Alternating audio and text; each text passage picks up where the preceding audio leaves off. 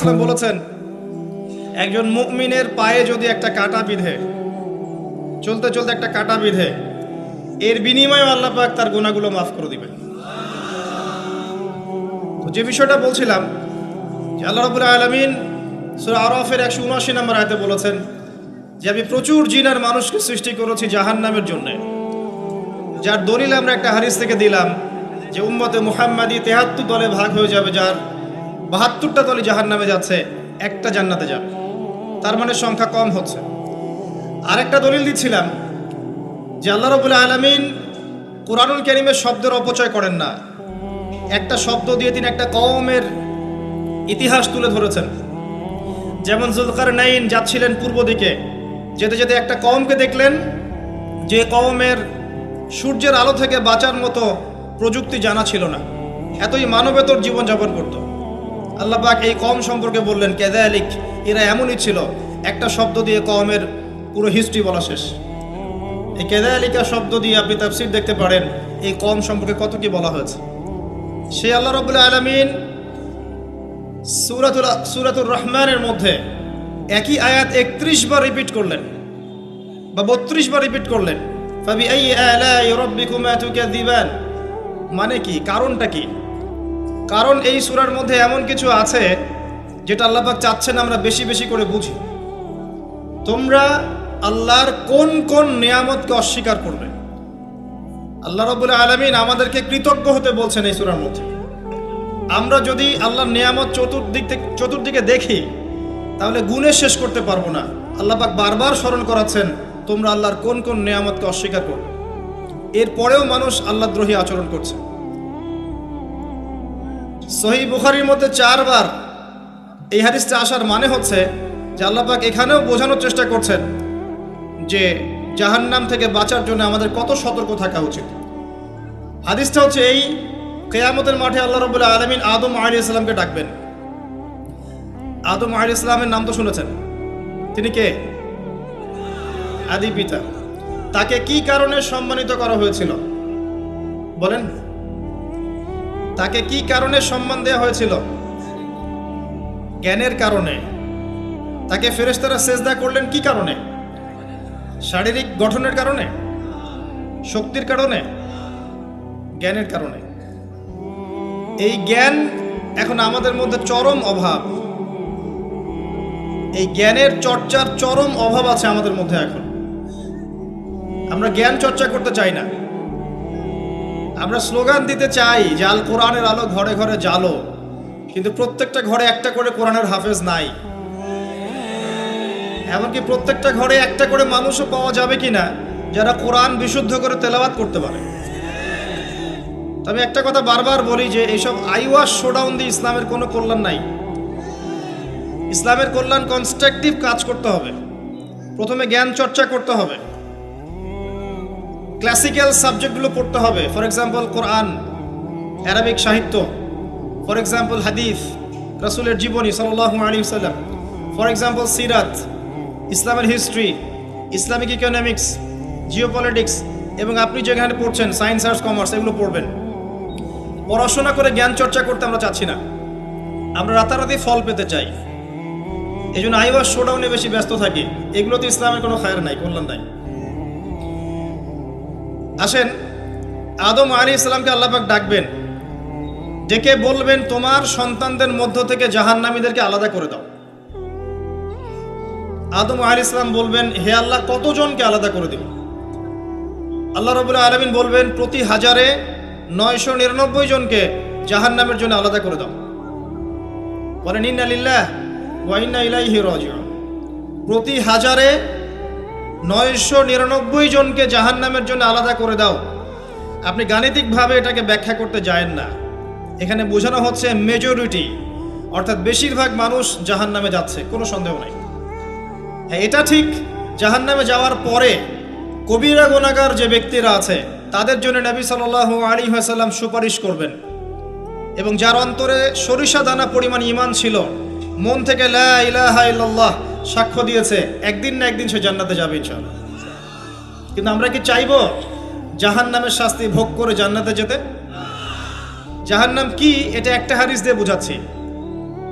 আল্লাহ রাব্বুল আলামিন এই পৃথিবীর সবচেয়ে সুখী মানুষটাকে, এই পৃথিবীতে যার কোনো দুঃখ কষ্ট কিচ্ছু ছিল না, এই মানুষটাকে ডেকে নিয়ে আসবেন। ডেকে নিয়ে এসে জাহান্নামে ঢুকাবেন এক মুহূর্ত সময়ের জন্য, ধরেন 1 সেকেন্ড বা 1 ন্যানো সেকেন্ড। এরপরে বের করে নিয়ে আসবেন, নিয়ে এসে বলবেন, পৃথিবীতে কি সুখে ছিলে? সেই ব্যক্তি বলবে, সুখ কি জিনিস হে আল্লাহ আমি জানি না। আমি কি বুঝাতে পারছি ভাই? সুখ কি জিনিস আমি জানি না। আর আল্লাহ রাব্বুল আলামিন এই পৃথিবীর সবচাইতে কষ্টে থাকা মানুষটাকে ডেকে নিয়ে আসবেন, এনে জান্নাতে ঢুকাবেন, ঢুকে 1 মুহূর্ত সময় রাখবেন, বের করে নিয়ে আসবেন। বলবেন, পৃথিবীতে কষ্টে ছিলে? সেই বান্দা বলবে, কষ্ট কি জিনিস আল্লাহ আমি জানি না। এটাই সেই আয়াতের ব্যাখ্যা বলা যায়। আল্লাহ পাক বলেছেন, কুল্লু নাফসিন যায়িকাতুল মাউত, প্রত্যেকটা নফস বা আত্মা মৃত্যুর স্বাদ গ্রহণ করবে। ফাইন্নামা তুওয়াফাউনা উজুরাকুম ইয়াওমাল কিয়ামাহ, কিয়ামতের মাঠে তোমাদের পূর্ণ প্রতিদান দেয়া হবে। ওই দিন ফামান যুহজিহা আনিন নার ওয়া উদখিলাল জান্নাহ ফাকাদ ফাজ, সেদিন যাকে আল্লাহ পাক জাহান্নাম থেকে বাঁচাবেন, জান্নাতে প্রবেশ করাবেন, একমাত্র সে ব্যক্তি সফল, আর কেউ সফল না। এই আয়াতটা হচ্ছে দ্য ডেফিনেশন অফ সাকসেস, যার পিছনে আমরা ছুটছি। আমরা সাফল্যের পিছনে ছুটি না। সফল হতে হবে, নিজের পায়ে দাঁড়াতে হবে, টাকা পয়সা করতে হবে, বাড়ি গাড়ি করতে হবে, ব্যাংক ব্যালেন্স করতে হবে, জমি জমা করতে হবে, একটা সুন্দরী গার্লফ্রেন্ড চাই, একটা স্ত্রী চাই, তাই না? আমরা সাফল্যের পিছনে ছুটতে চাই, আর আমাদেরকে বস্তুবাদী দর্শন শেখায় এগুলোই সাফল্যের মানদণ্ড। তা আল্লাহ পাক এখানে বলছেন, যাকে জাহান্নাম থেকে বাঁচানো হবে আর জান্নাতে প্রবেশ করানো হবে, এই ব্যক্তি ছাড়া কেউ সফল না। পৃথিবীতে আপনি অনেক বড় নেতা হতে পারেন, ইভেন অনেক বড় আলেমও হতে পারেন, অনেক বড় পলিটিশিয়ান হতে পারেন, অনেক বড় প্রশাসনের কর্মকর্তা হতে পারেন, অনেক বড় ইকোনমিক্স হতে পারেন, কলামিস্ট হতে পারেন, বুদ্ধিজীবী হতে পারেন, হাফেজ হতে পারেন, হুএভার ইউ আর, যদি কিয়ামতের মাঠে আপনি জান্নাতে যেতে না পারেন, আপনি সফল না। আর পৃথিবীতে যে মানুষ মুদির দোকান করছে, ভ্যান চালাচ্ছে, রিক্সা চালাচ্ছে, বারবার সেলুনে কাজ করে, কৃষক কৃষি কাজ করে, যাদেরকে মানুষ চেনেও না, ইমান আছে, 5 ওয়াক্ত নামাজ পড়ে, ছেঁড়া কাপড় পরে থাকে, এত মান মর্যাদা নাই, ভাইরাল না, মানুষ চিনে না, গভীর রাত্রে তাহাজ্জুদ পড়ে, দেখবেন এই ব্যক্তি যদি কিয়ামতের মাঠে জান্নাতে চলে যায়, এই ব্যক্তি আমার চেয়ে সফল, কোনো সন্দেহ নাই। তা আমাদের দৃষ্টিভঙ্গি আগে চেঞ্জ করতে হবে, দুনিয়ামুখী দৃষ্টিভঙ্গি ত্যাগ করতে হবে, পরকালমুখী দৃষ্টিভঙ্গি দরকার। নবী সাল্লাল্লাহু আলাইহি সাল্লাম সাহাবায়ে কেরামের ভিতরে এই পরিবর্তন নিয়ে এসেছিলেন, তাদেরকে আল্লাহমুখী করেছেন, আল্লাহমুখী। যখন তারা আল্লাহমুখী হয়ে গেছেন, তখন দুনিয়া তাদের কাছে তুচ্ছ হয়ে গেছে। দুনিয়ার কষ্ট সহ্য করে নিয়েছেন, দুনিয়ার ভোগ বিলাস ত্যাগ করে দিয়েছেন, দুনিয়াকে সর্বোচ্চ প্রাধান্য দেননি, হাজত বা প্রয়োজন মনে করেছেন। দুনিয়ার সব কাজ করেছেন শুধু আল্লাহ সন্তুষ্টির জন্য। এবং আমি অনেক লেকচারে এটাও বলেছি যে আপনি দুনিয়ার প্রতিটা কাজ আল্লাহ সন্তুষ্টির জন্যই করেন, কারো কাছে কিছু পাওয়ার আশায় করেন না। যদি কারো কাছে প্রতিদান পাওয়ার আশায় দুনিয়ার কাজগুলো করেন, আপনি কষ্ট পাবেন। কারো কাছে আশা করেন না, আল্লাহর কাছে আশা করেন প্রতিদান, আপনি কষ্ট পাবেন না ইনশাআল্লাহ। কারণ আল্লাহ ছাড়া প্রকৃত অর্থে আমাদের আপন বলে কেউ নাই। শুধুমাত্র আল্লাহই আপনার আপন, বাকিরা আপনার প্রয়োজন। মানুষ মানুষকে ভালোবাসতে পারে না, মানুষ মানুষের অবস্থানকে ভালোবাসে। এটা আপনারা হারে হারে ফিল করবেন যত দিন যাবে দেখবেন এটা আখিরুজ জামান, এটা আখিরুজ জামান, শেষ জামানা চলছে। এখন ফিতনাগুলো এমনভাবে পড়তে থাকবে যেন একটা মালা ছিঁড়ে দিলে পুঁথিগুলো যেমন টপটপ করে পড়ে যায়, এইভাবে ফিতনাগুলো আসতে থাকবে। ওই হাদিসের দিকে আসেন। নবী সাল্লাল্লাহু আলাইহি ওয়াসাল্লাম বলছেন, আদম আলাইহিস সালামকে ডেকে আনা হবে, বলা হবে তোমার সন্তানদের মধ্য থেকে জাহান্নামীদেরকে আলাদা করে দাও। আল্লাহ পাক বলবেন, প্রতি 1999 জনকে আলাদা করে দাও, একজন জান্নাতে যাচ্ছে প্রতি 1000-এ। কিন্তু listen to me very carefully, কিন্তু আল্লাহ পাক সূরা নিসা একটা কথা বলেছেন, ইন্নাল্লাহা লা ইয়াগফিরু আন ইউশরাকা বিহি ওয়া ইয়াগফিরু মা দুনা যালিকা লিমান ইয়াশা। আল্লাহ রাব্বুল আলামিন তার সাথে শিরকের গুনাহ ছাড়া অন্য যে কোনো গুনাহ যাকে ইচ্ছা মাফ করতে পারেন। যে কোনো গুনাহ, যে কোনো গুনাহ আল্লাহ পাক মাফ করতে পারেন, শিরকের গুনাহ ছাড়া।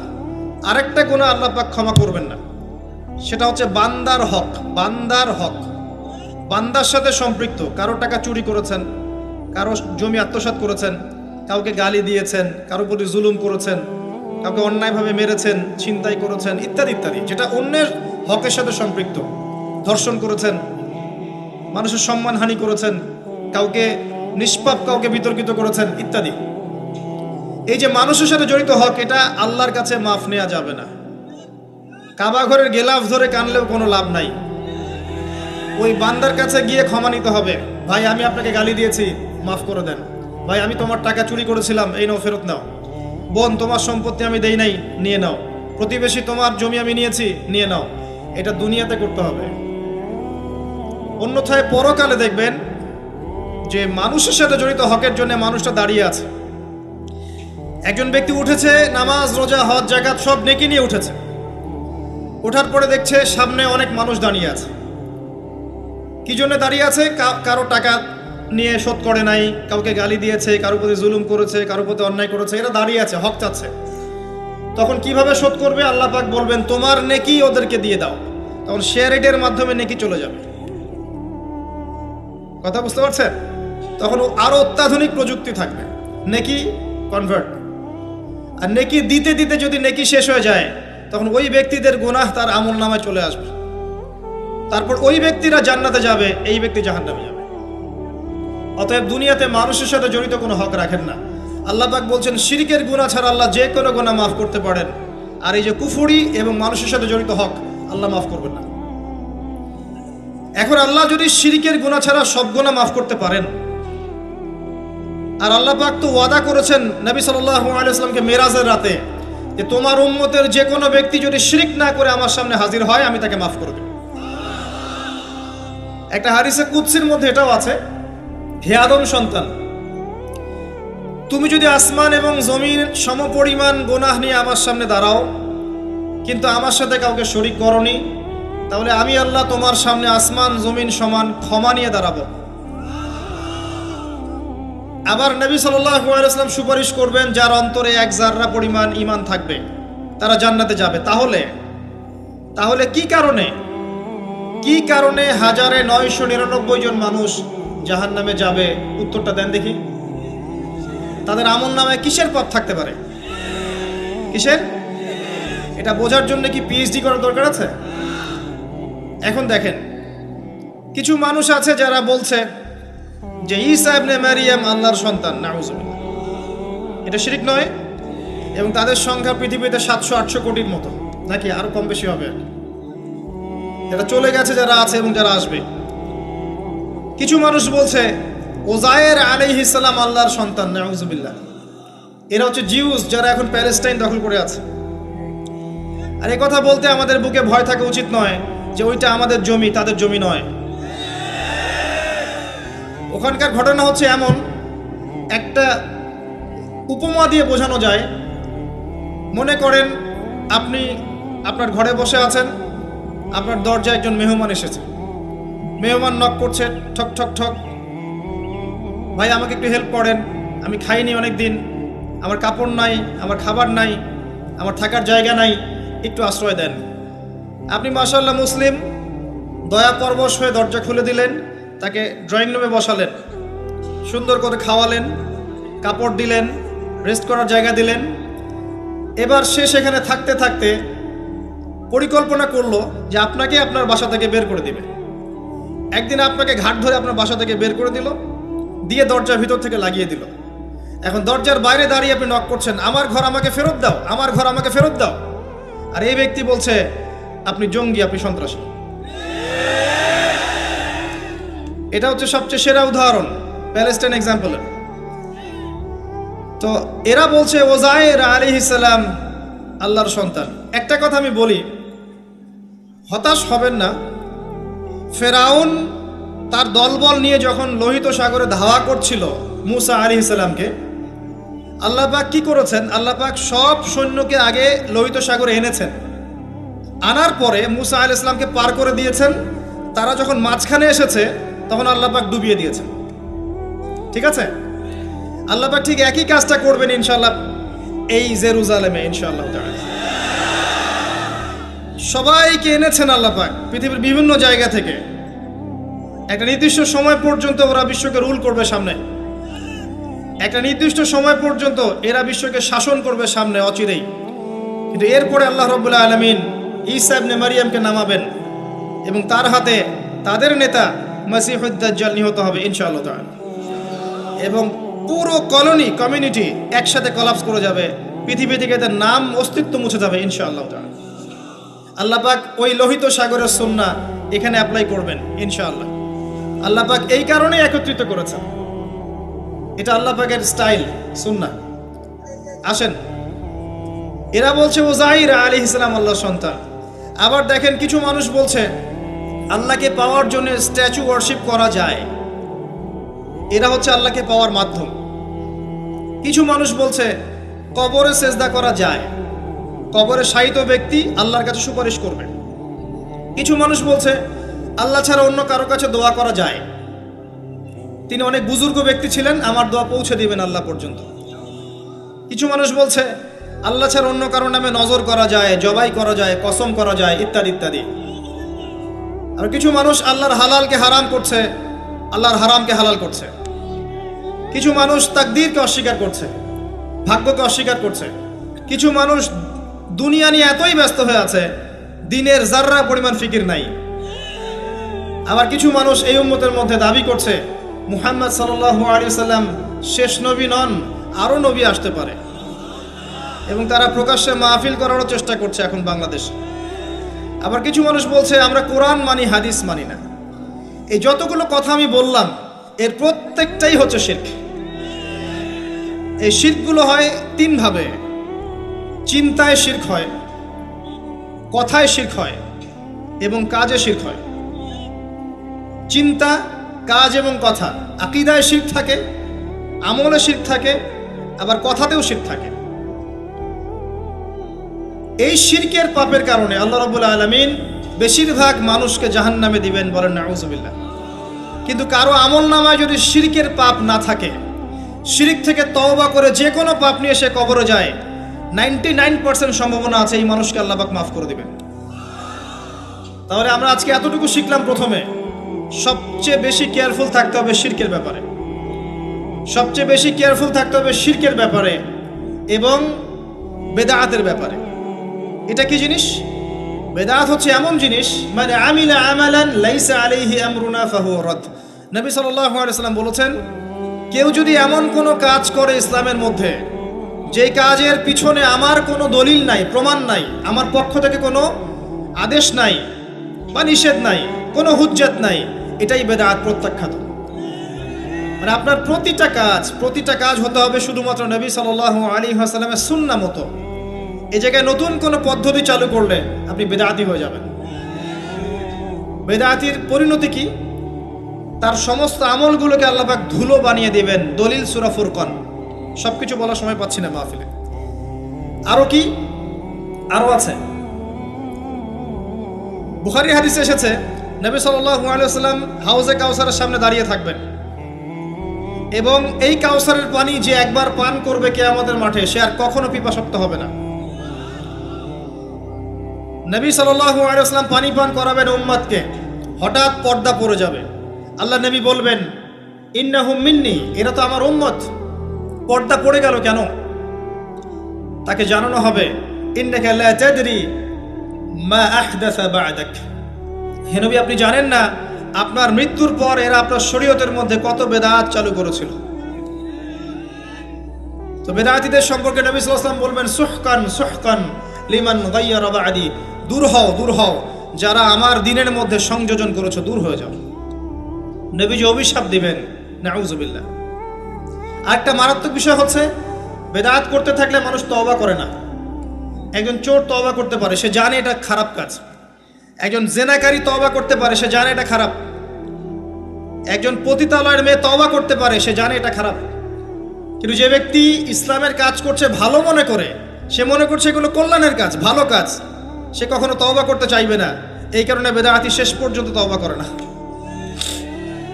অতএব শিরকার বেদাতের এই পাপ থেকে দূরে থাকেন। এরপরে আমি সামনে যাই।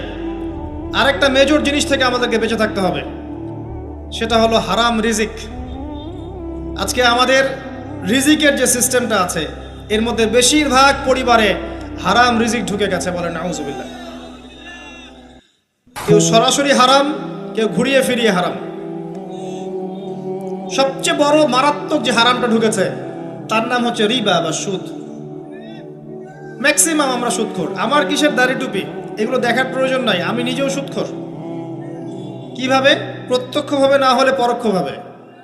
মনে করেন আমি একটা ফ্ল্যাটে ভাড়া থাকি, ফ্ল্যাটের মালিক আমার ভাড়ার টাকা দিয়ে তার ব্যাংকের লোন শোধ করে, পরোক্ষভাবে আমি সুদের সাথে সম্পৃক্ত আছি। আপনি বাঁচতে পারবেন না। এই জামানা সম্পর্কে নবী সাল্লাল্লাহু আলাইহি ওয়াসাল্লাম বলেছেন, এমন একটা জামানা আসবে যেই জামানায় মানুষ সুদ থেকে বেঁচে থাকতে পারবে না। যে বেঁচে থাকার চেষ্টা করবে তার গায়েও সুদের ছিটা ফোঁটা গিয়ে লাগবে, কোনো সন্দেহ নেই, এটা সেই জামানা। টপ টু বটম সব জায়গায় সুদ। আর জানি না এই আয়াতগুলো কোরআনে আছে কি না আদৌ, বা এগুলো মানুষকে শোনানো হয় কি না আদৌ। তা আমি আমার জায়গা থেকে চেষ্টা করছি। আল্লাহ পাক কোরআনে বলেছেন। কে বলেছেন? আল্লাহ বলেছেন। আমি অনুবাদ করছি, আমি জাস্ট অনুবাদক। সূরা বাকারা 279 থেকে পড়া শুরু করেন। আল্লাহ পাক বলছেন, ইয়া আইয়ুহাল্লাযীনা আমানু, হে মুমিনগণ, তুমি যদি মুমিন হয়ে থাকো, হে মুমিনগণ, ইত্তাকুল্লাহ, তোমরা আল্লাহকে ভয় করো। ইত্তাকুল্লাহ, তোমরা আল্লাহকে ভয় করো। ইত্তাকুল্লাহ, তোমরা আল্লাহকে ভয় করো। ওয়াযারু মা বাকিয়া মিনার রিবা, সুদের অবশিষ্ট অংশগুলো ছেড়ে দাও। ইন কুনতুম মুমিনিন, যদি প্রকৃত অর্থে মুমিন হয়ে থাকো। ওয়া ইন লাম তাফআলু, আমি আল্লাহ বলছি তোমরা যদি এটা না করো, ফাযরু বিহারবিন মিনাল্লাহি ওয়া রাসূলিহি, তাহলে আল্লাহ এবং তার রাসূলের সাথে যুদ্ধের ঘোষণা শুনে রাখো। গো অ্যাহেড, এখন রাস্তা আপনার। আমি অনুবাদ করে শুনিয়ে দিয়েছি, আপনার কান পর্যন্ত পৌঁছে গেছে। এখন decision is yours, path is yours, choose your path. রাস্তা আপনার, আপনি ফিক্স করেন কি করবেন। যদি আপনি সুদ খান 1 নাম্বার, অথবা দেন 2 নাম্বার, 3 আপনি সাক্ষী থাকেন, 4 লিখে রাখেন, আপনি সমান পাপী। এই 4 শ্রেণীর মানুষকে নবী সাল্লাল্লাহু আলাইহি ওয়াসাল্লাম অভিশাপ দিয়েছেন, লাআনত করেছেন। আর নবী সাল্লাল্লাহু আলাইহি ওয়াসাল্লামের অভিশাপ নিয়ে যদি আমরা কবরে যাই, তাহলে মান নবিয়ুক উত্তর দিতে পারবো, এটা বিশ্বাস করা বোকামি। তার অভিশাপ নিয়ে যদি আমরা হাসরের মাঠে উঠি, হাউজে কাউসারের পানি পাবো, প্রত্যাশা করাটা বোকামি হবে। তার অভিশাপ নিয়ে যদি আমরা হাসরের মাঠে উঠি, তাহলে তিনি আমাদের জন্য সুপারিশ করবেন, এটা ভাবা বোকামি হবে। মেরাজের রাতে আল্লাহ রাসূল দেখে এসেছেন, এক শ্রেণীর মানুষকে রক্তের নদীতে ফেলে মাথা ফাটিয়ে দেয়া হচ্ছে। নবী জিজ্ঞাসা করলেন সাল্লাল্লাহু আলাইহি ওয়াসাল্লাম, এরা কারা হে জিবরাইল? জিবরাইল আলাইহিস সালাম বলেন, এরা আপনার উম্মতের সেই সব ব্যক্তি যারা ছিল সুদখোর, যারা সুদের মধ্য দিয়ে মানুষের রক্ত চুষে খেয়েছে। আজকে রক্তের নদীতে এদেরকে ফেলে মাথা ফাটিয়ে দেয়া হচ্ছে। কি করবেন আপনি ফিক্স করেন। ইসলাম তরবারির জোরে ছড়ায় নাই।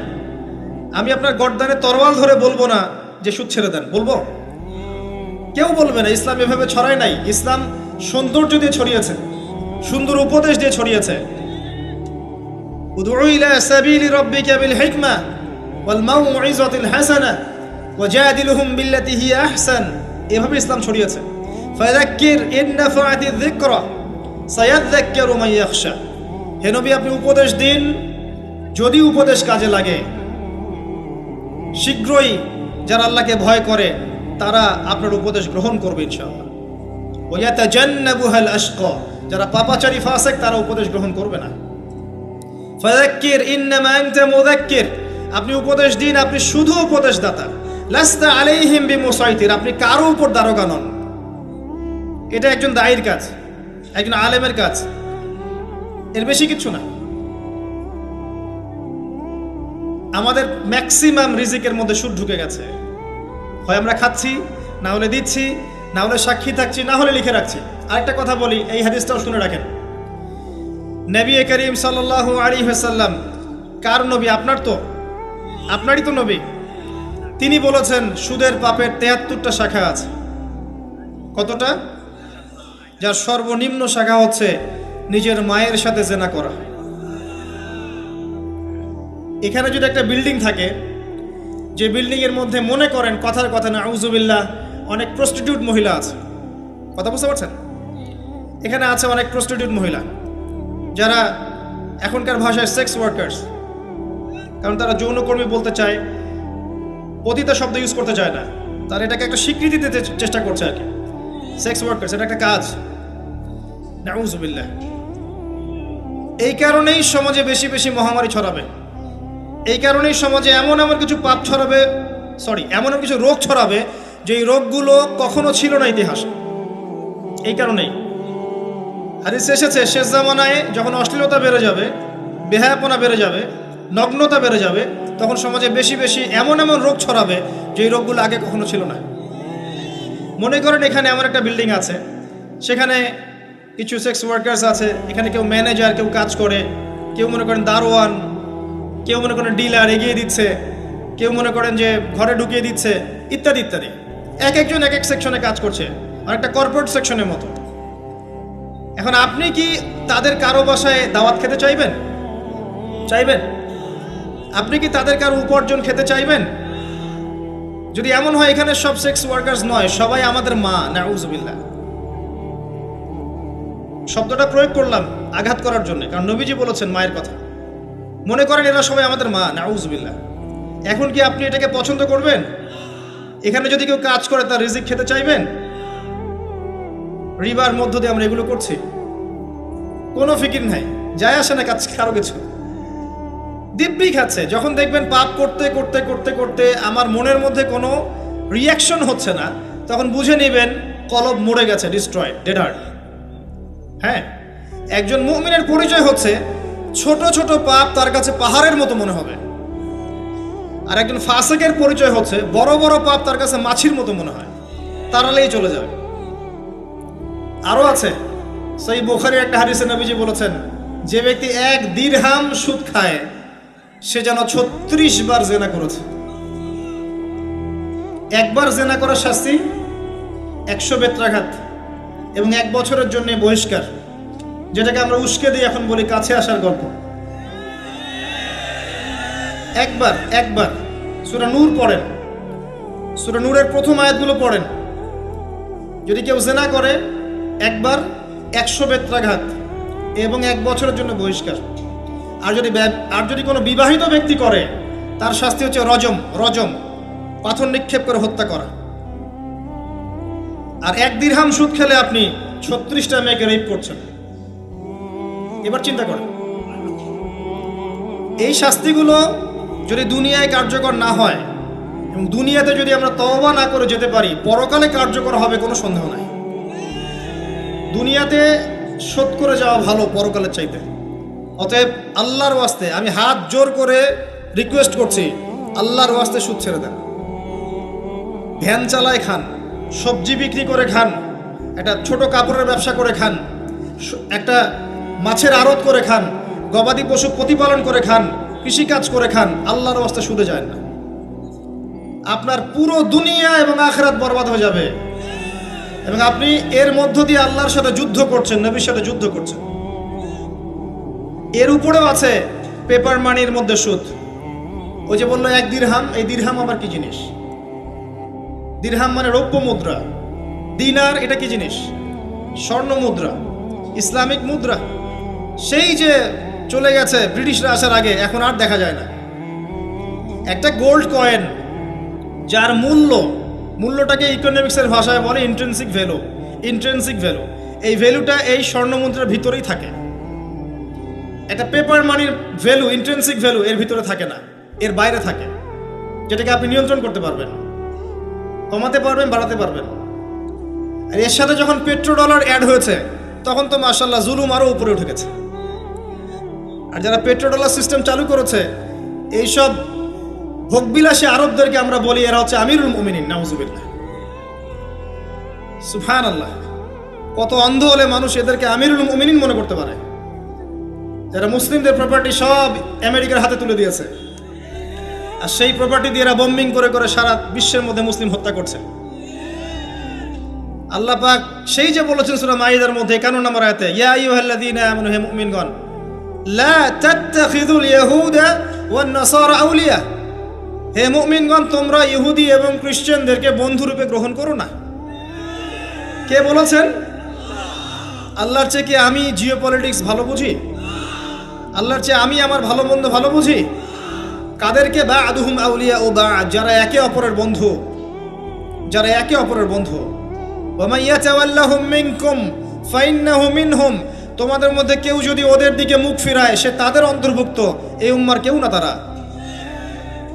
সে যেই হোক, বিশ্বের এইসব নামধারী মুসলিম কান্ট্রিদের চাইতে বাংলাদেশের পররাষ্ট্রনীতি অনেক ভালো আছে, হাজার গুণে ভালো আছে। কি মনে করেন আপনি? এসব ফাসেকা জালেমদেরকে আপনি আমিরুল মুমিনিন মনে করছেন? আল্লাহ পাক বোঝার তৌফিক দান করুন। আসেন, রিবার কথা বলতে গিয়ে কথাটা আসছি, ইন্ট্রিনসিক ভ্যালু বলে একটা বিষয় আছে। এত ডিটেলস বিষয় মাহফিলে বলা সম্ভব না। এতটুকু বলবো যে ইনশাআল্লাহু তাআলা আপনি যদি আপনার সম্পদকে সাস্টেইনেবল অ্যাসেটে রূপান্তরিত করেন, আগামী দিনগুলোতে আপনি ইনশাআল্লাহ জিতবেন, আদারওয়াইজ হেরে যাবেন। ফর এক্সাম্পল, আপনি যদি আপনার সম্পদকে জমিতে কনভার্ট করেন, গবাদি পশুর প্রজেক্ট করেন, আপনি যদি মাছের প্রজেক্ট করেন, ব্যবসা ইনভেস্ট করেন, বা কিছু গোল্ড রাখেন, কিছু সিলভার, কিছু আপনার রূপা রাখেন, ইত্যাদি ইত্যাদি, পরবর্তী সময়গুলোতে গিয়ে আপনার সম্পদের মান কমে যাবে না, ইনশাআল্লাহ বাড়বে। আপনি সমস্ত সম্পদ যদি পেপার মানির মধ্যে রেখে দেন, আস্তে আস্তে আপনার সম্পদের মান কমবে। সামনে 10, 15, 20, 30 বছর পর আপনি সম্পদ হারাবেন। এর চেয়ে বেশি কিছু আমি বলতে পারবো না, বাকিটা আপনারা পড়াশোনা করে বুঝে নেবেন। যেটা বলতে চাচ্ছি, ইকোনমিক সেকশনে আমরা সবাই মোটামুটি হারামের সাথে সম্পৃক্ত। এর পাশাপাশি আছে আবার ঘুষ, আছে না? না দিলে চাকরি হয় না, সুবহানাল্লাহ।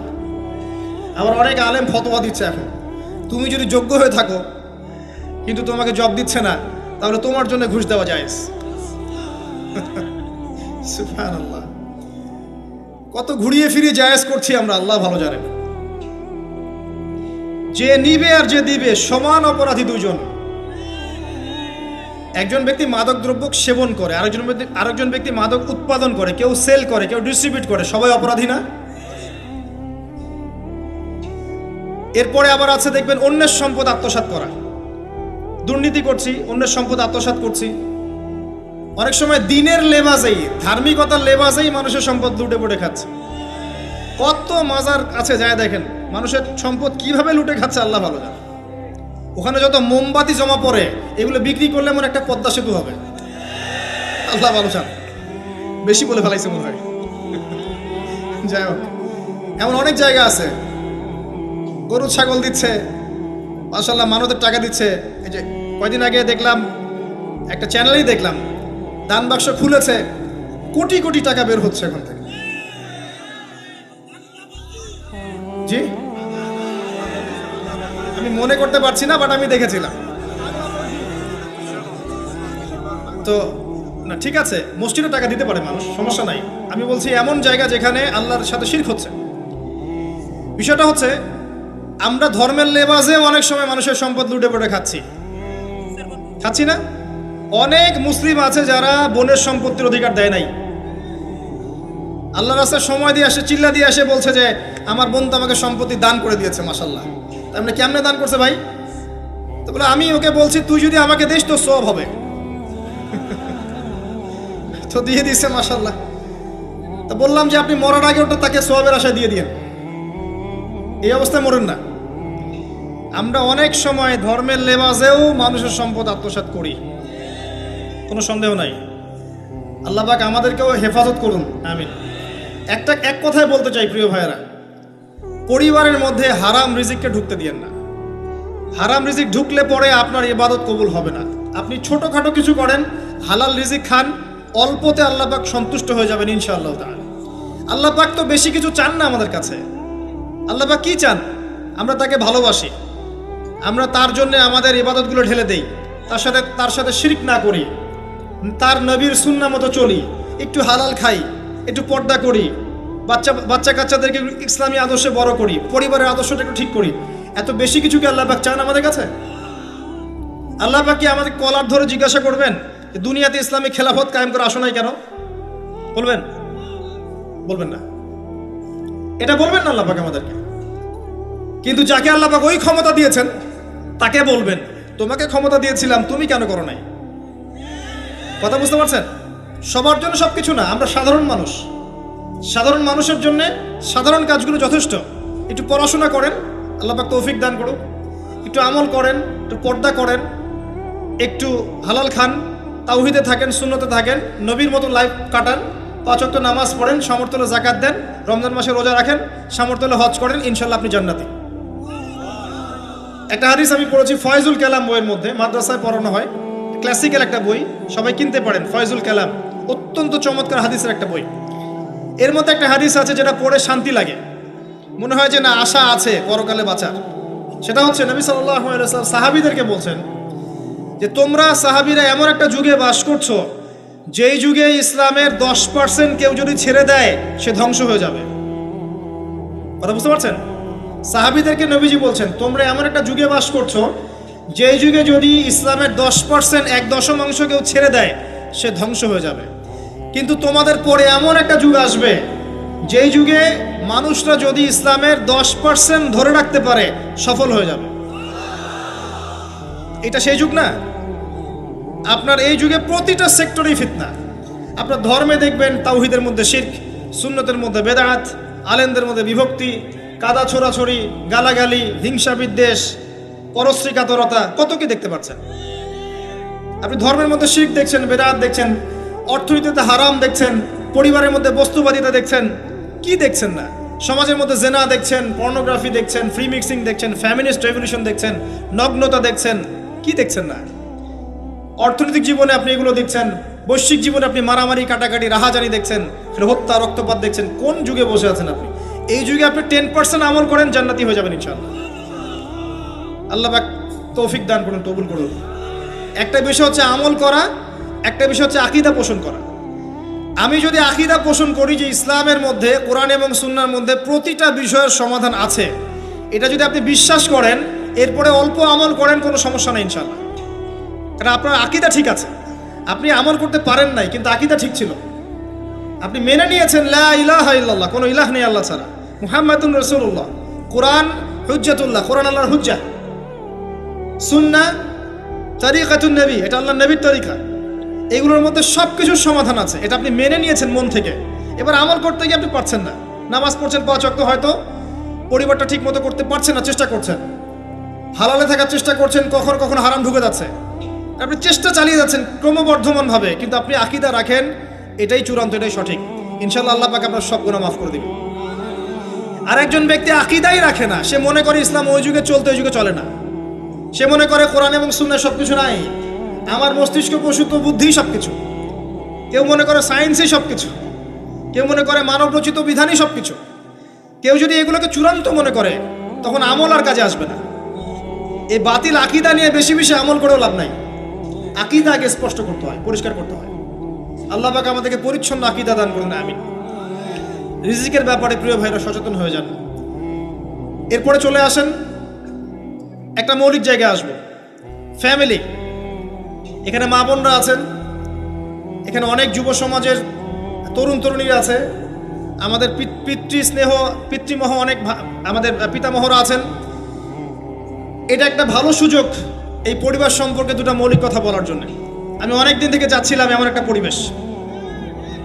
লিসেন ভাই, আল্লাহ পাক একটা আয়াতে বলেছেন, সূরা তাহরিম আয়াত নাম্বার 6, ইয়া আইয়ুহাল্লাযীনা আমানু, হে মুমিনগণ, কু আনফুসাকুম, নিজে জাহান্নামের আগুন থেকে বাঁচো, ওয়া আহলিকুম নারা, তোমার পরিবার বর্গকে বাঁচাও, আলাইহা মালাইকাতুন গিলাজুন শিদাদ, যেই জাহান্নামে কঠোর মনের ফেরেশতা আছেন, লা ইয়াসুনাল্লাহা মা আমারহুম ওয়া ইয়াফআলুনা মা ইউমারুন, আল্লাহ পাক তাদেরকে যে আদেশ করেন সে আদেশ পালনে তারা বিন্দুমাত্র ভূক্ষেপ করে না, মানে বিন্দুমাত্র গাফেলতি করে না।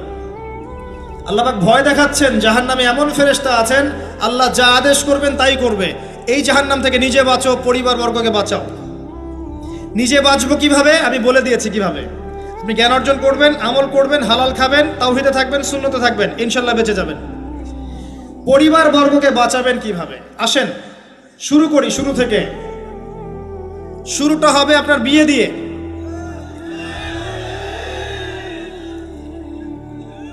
এত এক্সাইটেড হওয়ার কিছু নাই, কারণ এটা এমন একটা বিষয় যেটা করেন নাই বলে এক্সাইটমেন্ট বাড়ছে, করার পরে পস্তাতেও পারেন। এটা এমনই দিল্লি কা লাড্ডু, যে খাবে সেও পস্তাবে, যে খাবে না সে বেচারাও পস্তাবে। তবে আপনারা খেয়ে পস্তান আলহামদুলিল্লাহ। এমনভাবে শুরু করেন না পরিবারটা যে আপনি একজন তরুণী, আপনি একজন তরুণ বিয়ে করছেন, বিয়ের সময়ে দিনদারিতা বাদ দিয়ে অন্য কিছু দেখতে যায় না।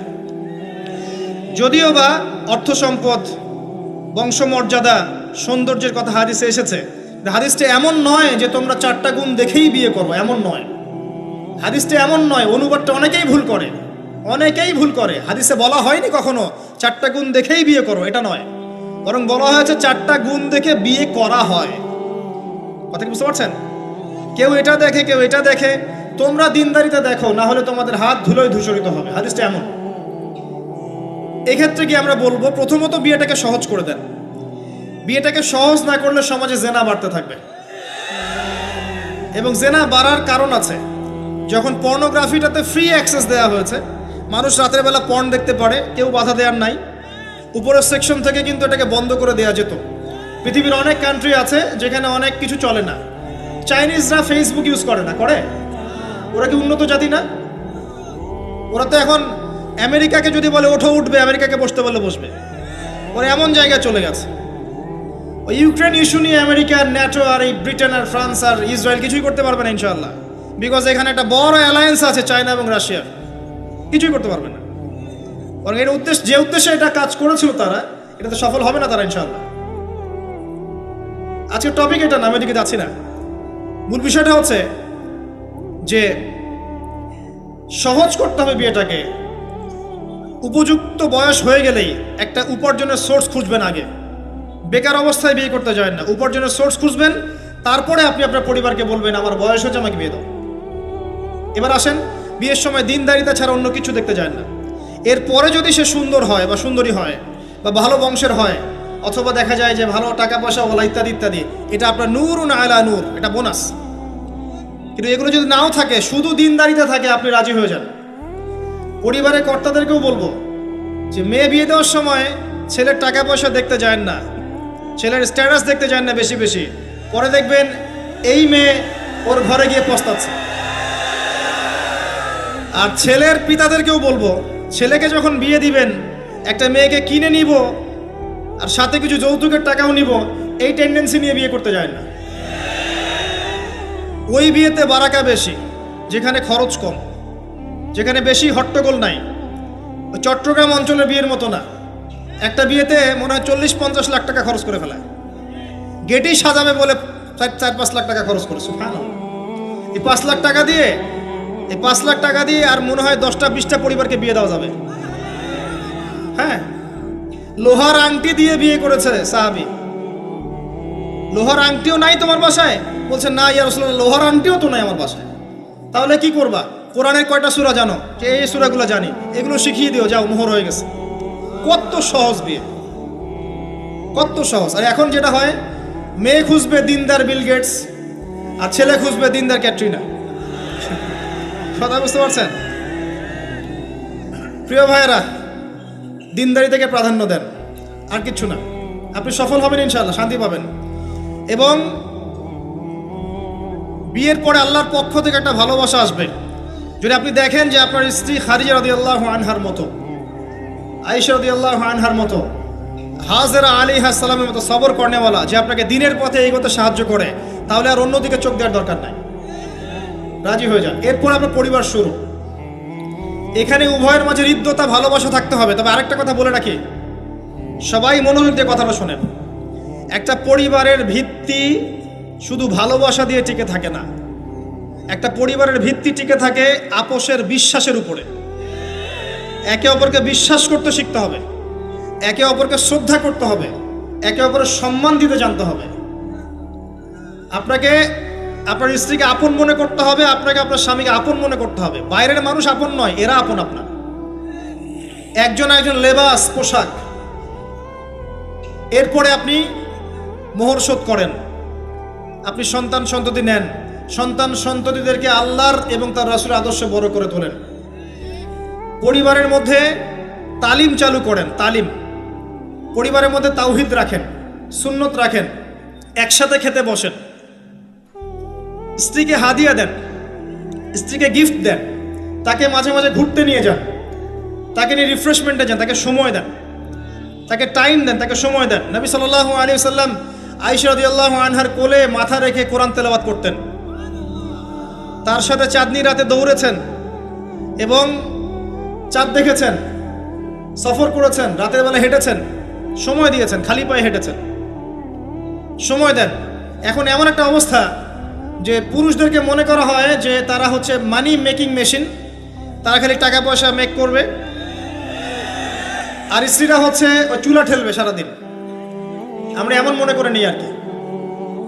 আবার এই যে ফ্যামিনিস্ট রেভলিউশন যখন থেকে আসছে, ফ্যামিনিস্ট রেভলিউশন কি জিনিস?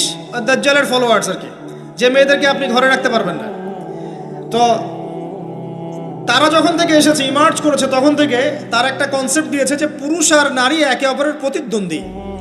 দেখবেন প্রতিদ্বন্দ্বিতামূলক কথাবার্তা বলে। স্বামীর মুখের উপর তর্ক করতে যাবেন না। স্বামীকে বাইরের অনেকগুলো বিষয় ফেস করতে হয়। একজন স্বামী মনে করেন প্রশাসনে চাকরি করে, তাকে তার ডিউটি ফেস করতে হয়, তার বসকে মেনটেন করতে হয়, তার এগুলো সামলাতে হয়, তাকে বাজারঘাট করতে হয়, সারাদিন পরিশ্রম করে সে বাসায় ঢোকার পরে আপনি মুখটা গোমরা করে বসে থাকেন। স্বামী আহলান সাহলান করেন না, তাকে একটু আদর করেন না, মহব্বত করেন না, তো অটোমেটিকলি তো আপনার দিক থেকে তার মনটা চলে যাবে অন্যদিকে। স্বাভাবিক। আপনি আপনার স্বামীর জন্য সাজেন না, বাইরের মানুষের জন্য সেজে বুঝে আপনি মার্কেটে যান। প্রবলেম সেগুলা। এরা মনে করে স্বামী স্ত্রী একে অপরের প্রতিদ্বন্দ্বী, অথচ এরা একে অপরের পরিপূরক। একে অপরের পরিপূরক। উভয় হৃদ্যতা ভালোবাসায় পরিবার গড়ে ওঠে। যে পরিবারের মধ্যে হৃদ্যতা ভালোবাসা আছে, ওই পরিবারের বাচ্চা কাচ্চারা দেখবেন বড় আলেম হবে, বড় নেতা হবে, বড় কিছু হবে ইনশাআল্লাহ। যেখানে এগুলো নাই, ওই সন্তানরা বড় হয় হতাশার মধ্যে, কাজের বুয়ার কাছে, ডে কেয়ার সেন্টারে। এরা তো বড় হয়ে জঙ্গি হবেই, সন্ত্রাসী হবেই, স্বাভাবিক। ভালো প্যারেন্টিং দিতে পারে নাই। এরকম না বিষয়টা। সময় দিতে হবে, একে অপরের দায়িত্ব বুঝতে হবে, আপোষের মধ্যে বিশ্বাস থাকতে হবে, ভালোবাসা থাকতে হবে এবং সবরের মানসিকতা থাকতে হবে। মেয়েদের ব্যাপারে বলাই হয়েছে তারা বাঁকাহার, অতএব চাপ দিতে যায় না, ভেঙে যাবে। চাপ দিতে যায় না, ভেঙে যাবে। ওই অবস্থায় ছেড়ে দিলে ওই অবস্থায় থেকে যাবে। একটা কথা আমি বলি, আমি শিখেছি আমার লাইফ থেকে, আল্লাহ পাকের প্রতিটা সৃষ্টি এক একটা রূপক মেসেজ দিচ্ছে। জানেন, রাবার গাছ দেখেছেন? রাবার গাছ, যে গাছ থেকে রাবার হয়, গাছটাকে দেখবেন পরিচ্ছন্ন, গাছটা পরিষ্কার। যে নিজে পরিষ্কার করে সে নিজেও পরিচ্ছন্ন। জমিনের মধ্যে দেখবেন মৃত জমিন, বৃষ্টি পড়লো, সজীব হয়ে উঠল, সবুজ ধান ক্ষেত। এই সবুজ ধান ক্ষেতটা আপনার যৌবন, আস্তে আস্তে ফসল হবে। এই ফসল হওয়ার টাইমটা হচ্ছে আপনার পৌরত্ব। এরপরে ফসলটা কেটে ফেলা হবে। এই ফসলটা আপনার ভালো কাজ, আমল সালেহ, এটাকে রেখে দেওয়া হবে। বাকিটাকে হলুদ বর্ণের যে খড়কুটা, এটাকে জ্বালিয়ে দেওয়া হবে। এই যে ধান গজালো, একটা সিজন গেল, এর মধ্যে আপনার দুনিয়ার জীবনের হায়াতের রূপকতা আছে। জি, পাহাড়কে দেখেন, পাহাড় বিশালতা নিয়ে দাঁড়িয়ে থাকে। ওর গায়ে যতই ঢিল মারেন, লাথি মারেন, সমালোচনা করেন, সে নড়বে না তার জায়গা থেকে। থাকবে, সে ওর জায়গায় স্টিল থাকবে, কিন্তু সে শান্ত থাকে, সে চিল্লাফাল্লা করে না। তাই যারা সাহসী, বীর, তারা বেশি কথা বলে না, শান্ত থাকে। যারা পাহাড়ের মতো দৃঢ়, ওরা বেশি কথা বলে না। সাগরকে দেখেন, বিশাল সাগর। কক্সবাজারে যান, সাগরকে বিশাল সাগর গর্জন করছে, ভিতরে অনেক সম্পদ, অনেক মাখলুক আছে। আপনি সামনে গিয়ে দাঁড়ান, বিনয়ের সাথে আপনার পা ধুয়ে দিবে, কোনো অহংকার করবে না। প্রতিটা সৃষ্টি আল্লাহ পাকের এক একটা মেসেজ দেয়। ঠিক মেয়ে মানুষও একটা মেসেজ দেয়। কি মেসেজ? আল্লাহ পাক মানুষকে সবচেয়ে সুন্দর করে সৃষ্টি করেছেন, আর মানুষের মধ্যে মেয়েদেরকে সবচেয়ে বেশি সুন্দর করে সৃষ্টি করেছেন। আল্লাহ পাকের সবচেয়ে সুন্দর সৃষ্টি হচ্ছে মেয়েরা, এবং তারা খুব নরম হয়, নরম, প্রজাপতি ধরার মতো। প্রজাপতিকে ধাপ করে ধরতে পারবেন না আপনি। শক্ত করে ধরতে গেলে প্রজাপতি নষ্ট হয়ে যাবে, মরে যাবে। প্রজাপতিকে কোমলভাবে ধরতে হবে। ঠিক মেয়েদের সামনেও আপনার কোমল থাকতে হবে। বেশি হার্ড হতে যাবেন, শেষ। আমি আপনার গার্লফ্রেন্ডের সামনে কোমল হতে বলি নাই, আপনার ওয়াইফের সামনে হতে বলেছি। কোমল থাকলে আপনি জিতে যাবেন। দেখবেন দুনিয়ার চিল্লা ফাল্লা করছে আপনার বাসায়, আপনি চুপচাপ আছেন পাহাড়ের মতো, কোমল আছেন। 5 মিনিট পর দেখবেন নিজেই ঠান্ডা হয়ে এসে বলছে আচ্ছা সরি, ভুল হয়ে গেছে। আর যদি আপনি চিল্লা ফাল্লার কাউন্টার দিতে যান, তাহলে দেখবেন সুটকেস গোছানো শেষ, বাবার বাড়ি চলে গেছে। ডিল করা খুব ডিফিকাল্ট। এখানে আপনাকে খুবই সবরের পরিচয় দিতে হবে। আল্লাহ পাক বোঝার তৌফিক দান করুন। আর আমরা মা বোনদেরকে রিকোয়েস্ট করব, 4টা মূলনীতি মেনে কাপড় চোপড় পরবেন। আপনার কাপড়টা এমন হবে না যে কাপড়টা পরলেও অঙ্গ প্রত্যঙ্গ দেখা যায়, বোঝা যায়, এমন হবে না। কাপড়টা এমন হবে না এত টাইট ফিটিং যে আপনার অঙ্গের উঁচু নিচু অবয়ব বোঝা যায়, এমন হবে না। কাপড়টা এমন হবে না যেটা অমুসলিমদের পোশাক, আর কাপড়টা এমন হবে না যেটা পুরুষদের পোশাক। এই মূলনীতিগুলো মেনটেন করে কাপড় পরবেন ইনশাআল্লাহ। এছাড়াও মেয়েদের কথায় পর্দা আছে, চলনে পর্দা আছে, ওঠা বসায় পর্দা আছে। নামাজ পড়ার সময় তাদেরকে কিছুটা শালীনভাবে নামাজ পড়তে হয়। তাদের চোখের দৃষ্টির মধ্যে পর্দা আছে। এগুলো কে শিখাবে এখনকার মেয়েদেরকে? সবসময় বিজি দেখবেন নতুন কোন সিরিয়াল আসছে, নতুন কোন ফ্যাশন আসছে, নতুন কোন পার্লারে কি আসছে, কোন কাটিং আসছে, কোন নায়িকা আসলো। ওই যে বাংলাদেশে কোন এক নায়িকা আসছে, তাই নিয়ে মিডিয়াতে এমন তোলপাড়, মনে কি নাকি একটা অবস্থা। আল্লাহর কাছে তোমার কি মূল্য আছে হে? আল্লাহর কাছে তোমাদের কি মূল্য আছে? তোমরা কি 5 ওয়াক্ত নামাজ পড়ো? তোমরা কি পর্দা করো? তোমাদের মধ্যে হায়াবোধ কিছু আছে? তোমরা মানুষকে ভালো কিছু শেখাও, সমাজকে ভালো কিছু দাও, শালীন কিছু দাও। আল্লাহর কাছে তোমাদের কি মূল্য আছে? নবী সাল্লাল্লাহু আলাইহি ওয়াসাল্লাম তো জাহান্নাম দেখে সেই কথাটাই বলেছেন, আমি জাহান্নাম দেখে আসলাম, সেখানে বেশিরভাগ অধিবাসী হচ্ছে মেয়ে, নারী। কি কারণ? তারা এমন কাপড় চোপড় পরে বাইরে ঘুরতো যেই কাপড় পরেও তারা নগ্ন থাকতো। আমি কি ব্যাখ্যা করতে হবে? আপনি দেখতে পারেন না? এবং তারা স্বামীর সাথে কুফরি করত। সারা জীবন স্বামী যদি তাদের ভরণ পোষণ দেয়, ভালোবাসে, মহব্বত করে, তাদের জন্য জীবনটা ক্ষয় করে ফেলে, এক পর্যায়ে গিয়ে বলবে সারাটা জীবন তোমার কাছে কিছুই পাইলাম না। বাস্তব। এগুলোর কারণে মেয়েরা বেশি বেশি জাহান্নামে যাবে। এবং তারা মানুষ মারা গেলে মাতম করে, বুক পিঠ চাপড়ায়, এই কারণে যাবে। এবং তর্ক লাগলে অভিশাপ দেয় বেশি, এই কারণে যাবে। আল্লাহ পাক আমাদের মা বোনদেরকে হেফাজত করুন। তবে একটা হাদিস আছে সুসংবাদের। নবী সাল্লাল্লাহু আলাইহি ওয়াসাল্লাম বলেছেন, একজন নারী যদি 4টা কাজ করতে পারেন, জান্নাতের যে কোনো দরজা দিয়ে ইচ্ছা প্রবেশ করতে পারবেন। 1 নাম্বার 5 ওয়াক্ত নামাজ, 2 নাম্বার রমজান মাসে সওম, 3 নাম্বার আপনার লজ্জাস্থানের হেফাজত অর্থাৎ খাস পর্দা, এবং 4 নাম্বার আপনার স্বামীর আনুগত্য। ফ্যামিনিস্ট আকীদার মেয়ে হলে আনুগত্যকে দাসত্ব মনে করে, স্বামীর আনুগত্যকে তারা দাসত্ব মনে করে। স্বামী কে? স্বামীর সম্মান বোঝেন আপনি? স্বামী কে? যার ব্যাপারে নবী সাল্লাল্লাহু আলাইহি ওয়াসাল্লাম বলেছেন, আমি যদি আল্লাহ ছাড়া অন্য কাউকে সেজদা করতে বলতাম, তাহলে মেয়েদেরকে বলতাম তারা যেন স্বামীদেরকে সেজদা করে। আপনাকে আমি কিভাবে বুঝাবো স্বামী কে, স্বামীর মর্যাদা কোথায়? এগুলো কি ইসলাম মেয়েদেরকে ডমিনেট করছে এগুলো দিয়ে? কেন? এই স্বামী আপনার জন্য সারাটা জীবন ক্ষয় করে ফেলে। একটা চোর পর্যন্ত, একটা চোর, একটা করাপ্টেড মানুষ, দুর্নীতিগ্রস্ত মানুষ, সে চুরি করে, দুর্নীতি করে এনে বাচ্চাকে খাওয়ায়। একটা ধর্ষক পর্যন্ত ওর মেয়েকে আদর করে। পুরুষ মানুষ কি জিনিস কেমন করে বুঝবেন? সারাটা জীবন ক্ষয় করে ফেলায়। যদি আপনি তার আনুগত্য করেন, তার সামনে সুন্দর মতো থাকেন, তার কথার সাথে তর্ক না করেন, ভালোবাসা দিয়ে থাকেন, আপনার জন্য সে জীবন দিতে প্রস্তুত থাকবে। এরকম পুরুষ মানুষ। আপনাদেরকে কেউ চোখ তুলে তাকালে ওর চোখ তুলে ফেলাবে, এরকম পুরুষ মানুষ। আর এখন তো পরিস্থিতি ডিফারেন্ট। বাসায় পুরুষ বাইরের ছেলের সাথে ফোনে প্রেম হয়ে গেছে, পালায় চলে গেছে, বিয়ে করে ফেলছে। দেখবেন বাসায় স্ত্রী আছে, বাইরের মেয়ের সাথে প্রেম করে বিয়ে করা শেষ। বিয়ে করলে সমস্যা নাই, ব্যভিচার করে ফেলছে। বিয়ে সে করতেই পারে, সে যদি সমতা রক্ষা করতে পারে, সেটা তার ডিফারেন্ট ইস্যু, এটা অন্য ইস্যু। তো স্বামীর আনুগত্য আপনাকে কিভাবে বুঝাবো? এটা দাসত্ব নয়। নবী সাল্লাল্লাহু আলাইহি ওয়াসাল্লাম বলেছেন, কোনো স্বামী যদি কোনো স্ত্রীকে চায়, তার প্রয়োজনের জন্য চায়, মহব্বতের জন্য, স্ত্রী যদি চুলায় রান্না করতে থাকে, ওই রান্না ফেলে দিয়ে তাকে আসতে হবে।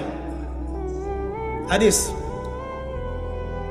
রাতের বেলা স্বামী স্ত্রী শুয়েছে, স্বামীর চাহিদা আছে, স্ত্রীর কোনো সমস্যা নাই, স্ত্রী ফিট, ইচ্ছা করেই অহেতুক স্বামীকে বলল আমি রাজি না, উল্টা পাশে মুখ করে ঘুমিয়ে গেল।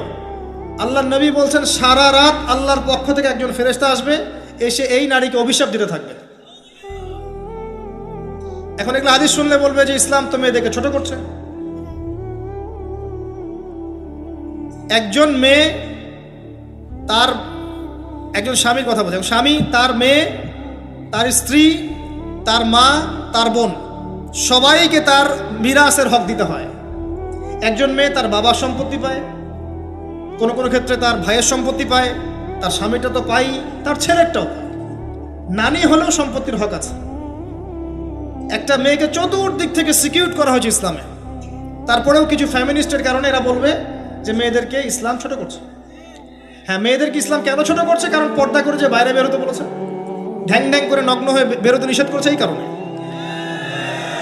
যদি বলে যে হ্যাঁ ইসলাম আপনাদেরকে ফ্রি মিক্সিং এর স্বাধীনতা দিচ্ছে, আপনারা সবাই ফ্রি মিক্সিং করেন, গেঞ্জি পরেন, টি শার্ট পরেন, স্যান্ডো গেঞ্জি পরে বাইরে ঘুরে বেড়ান, টাইট ফিটিং প্যান্ট পরে বাইরে ঘুরে বেড়ান, সব জায়গায় আপনারা ফ্রি মিক্সিং করেন, পর্ন দেখেন, জেনা করেন, মদ খান, ইসলাম খুব ভালো। তখন তোমাদের জন্য তো ইসলাম নয়, তোমরা জাহান্নামে যাও, আল্লাহর কি আসে যায়?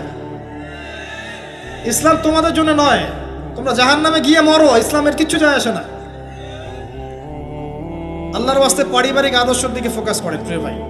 নিজে জাহান্নামের আগুন থেকে বাঁচান, পরিবার বর্গকে বাঁচান, পরিবার বর্গকে বাঁচান। পরিবার আরেকটা পার্ট হচ্ছে আপনার পিতামাতা।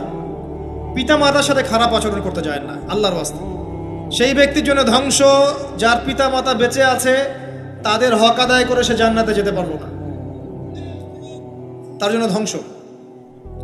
আরেকটা অংশ আছে আপনার সন্তান সন্ততি। বাচ্চা কাচ্চার প্যারেন্টিংটা খুব সুন্দর করে করেন। যখন আপনি স্ত্রীর সাথে মিলন করতে গিয়েছেন তখন দোয়া পড়েন, আল্লাহুম্মা বিসমিল্লাহি আল্লাহুম্মা জান্নিবনা শাইতান ওয়া জান্নিবিশ শাইতান মা রাযাকতানা। আমার মনে হয় এখনকার জেনারেশন যেগুলো আছে ফাসেক, মাদক সেবন করে, পর্নোগ্রাফিতে আসক্ত, ইয়াবাখোর, স্মাগলিং করছে, চুরি করছে, হাবিজাবি, ধর্ষণ করছে, আমার মনে হয় না তাদের পিতামাতা তাদেরকে জন্ম দেওয়ার সময় এই দোয়াগুলো পড়েছিল। কারণ পিতামাতাকে দোয়া পড়লে ওই সন্তানকে শয়তান স্পর্শ করতে পারে না। সন্তান হবে, সন্তান ছেলে হোক মেয়ে হোক, আপনার এটা নিয়ে মন খারাপ করার কিছু নাই। একজন কন্যা সন্তানকে লালন পালন করে সৎপাত্রে পাত্রস্থ করলে এই মেয়ে পরকালে আপনার জন্য জাহান্নামের আগুন থেকে ঢাল হয়ে যাবে।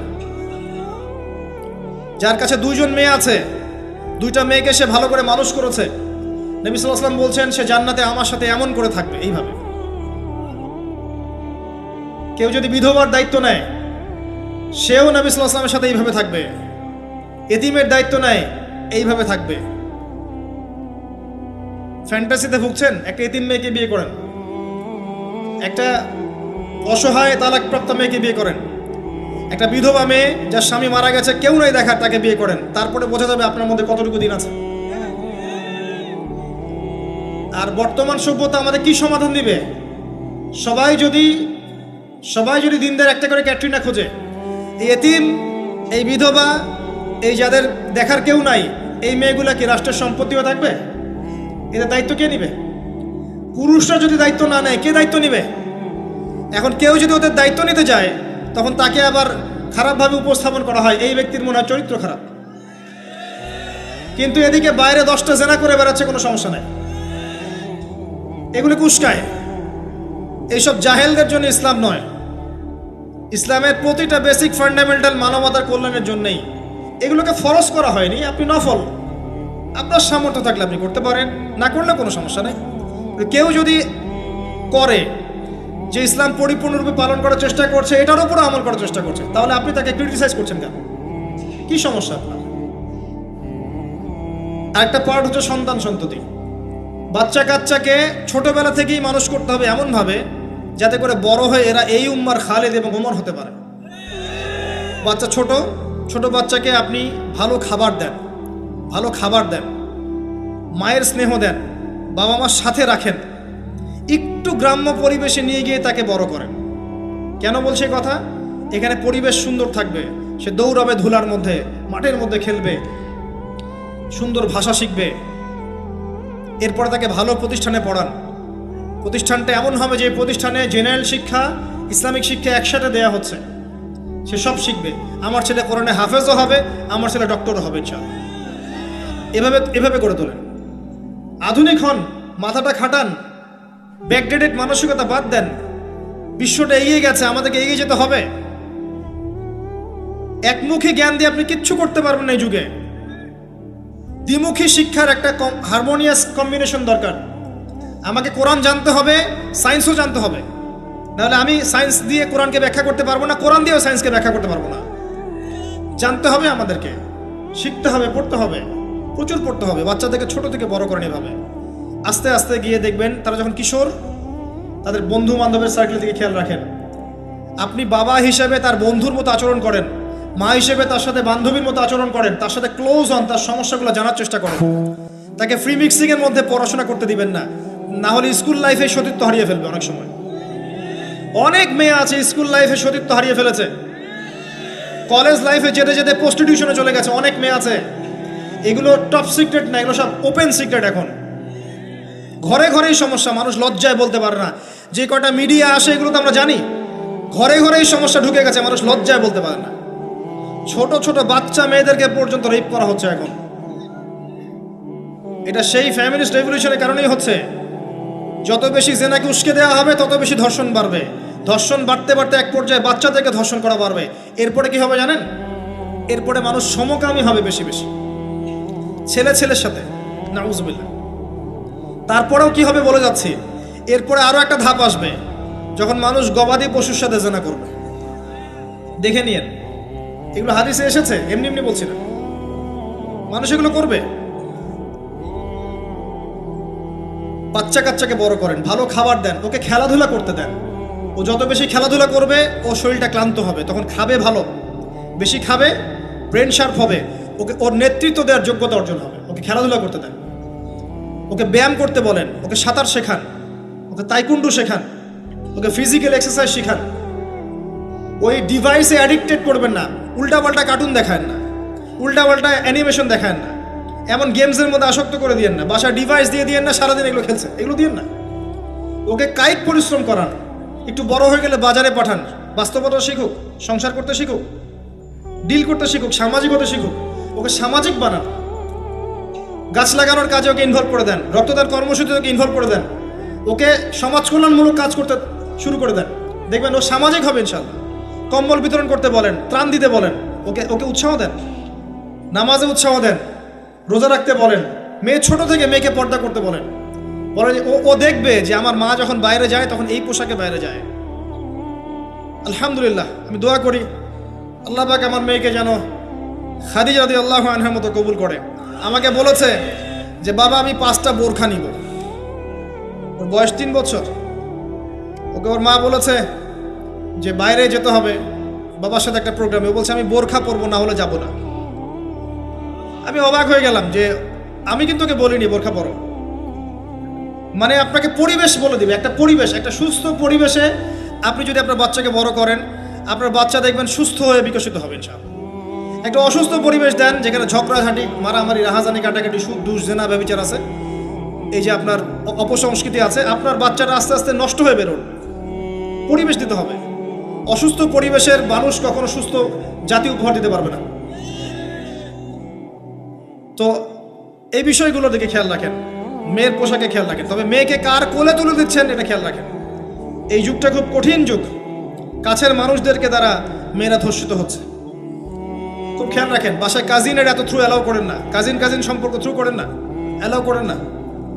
আপনার মেয়েকে মেয়েদের ব্যাচ একটা পুরুষ টিচার পড়াচ্ছে, ওই ব্যাচে আপনি মেয়েকে পড়তে দিয়েন না। একটা কোচিংয়ের ভাইয়া বাসায় এসে আপনার মেয়েকে প্রাইভেট পড়াবে গোপন কক্ষে, এগুলো করতে দিয়েন না। পরে আপনার মেয়ের ইজ্জত চলে গেলে আপনি হামাও করবেন, তখন আপনি অ্যাক্সেস করে দিচ্ছেন, জেনার সুযোগ দিচ্ছেন। শয়তান উস্কে দিবে, শয়তান তো চাচ্ছেই জেনা করাতে। মেয়েদেরকে মেয়েদের পরিবেশে পড়ান। ছেলেদেরকে ছেলেদের পরিবেশে পড়ান। ওরা বড় হোক, ম্যাচিউর্ড হোক, যখনই বিয়ের বয়স হয়ে যাবে দ্রুত বিয়ে দিয়ে দেন। বিয়ের পর এরা পড়াশোনা করুক। বিয়ের পর পড়াশোনা করে অনেকে বড় আলেম হয়েছে, অনেকে বড় জাতির নেতাও হয়েছে। আমাদের জাতির পিতার ইতিহাস দেখেন, কত বছর বয়সে তিনি বিয়ে করেছিলেন। ইতিহাস দেখেন, একজন প্রেমময়ী নারী যদি পাশে থাকে, একজন ব্যক্তি বিশ্ব জয় করতে পারে। এই যে প্রমাণ দেখিয়ে দিয়েছে, করেন নাই? এরকম আগেকার মানুষদেরকে দেখবেন, ম্যাচিউরড হয়ে গিয়েছেন, বিয়ে করেছেন, এরপরে স্ত্রী পাশে ছিল, বিশ্বকে ডিল করেছে, নেতৃত্ব দিয়েছে। এই বিষয়গুলোতে খেয়াল রাখেন। পরিবারে হারাম ঢুকতে দিয়েন না। পরিবারটাকে ইসলামিক মূল্যবোধে গড়ে তোলেন। কু আনফুসাকুম ওয়া আহলিকুম নারা, এই হাদিসের উপর আমল করেন। আল্লাহ পাক তৌফিক দান করুন, আমিন। এরপরে বড় বিষয়গুলোতে যাবেন আপনি ইসলামের খেদমত, ইসলামের প্রচার, ইসলামের প্রসার, Islamic association, Islamic NGO, Islamic হাবিজাবি, এগুলোর দিকে আপনি পরে যাবেন। আগে বেসিকগুলো ঠিক করবেন। এই কাজগুলো যদি আমরা করতে না পারি, তাহলে আল্লাহ পাক ওই যে বলেছে সূরা আরাফ 179 প্রথমে বলেছে, ওর অন্তর্ভুক্ত হয়ে যাব। তাদের পাপ কি ছিল? তারা যে বেশি বেশি জাহান্নামে গেছে, কি পাপ ছিল? 1 নাম্বার, লাহুম কুলুবুন লা ইয়াফকাহুনা বিহা, ওদের কলব ছিল, উপলব্ধি করেনি। ওয়ালাহুম আযানুন লা ইয়াসমাউনা বিহা, কান দিয়েছিলাম শোনেনি। ওয়ালাহুম আ'য়ুনুন লা ইউবসিরুনা বিহা, চোখ দিয়েছিলাম দেখেনি। উলাইকা কাল আনআম, এরা হচ্ছে গবাদি পশুর মতো।